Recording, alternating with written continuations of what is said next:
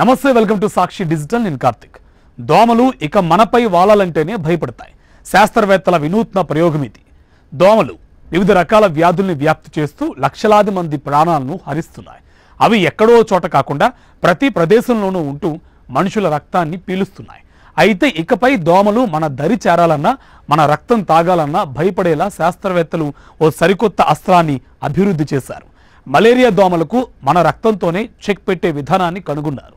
Malaria వ్యాధికి కారణమైన దోమలకు మనుషుల రక్తాన్ని విషంగా మార్చే విషయంలో ముందడుగు వేశారు.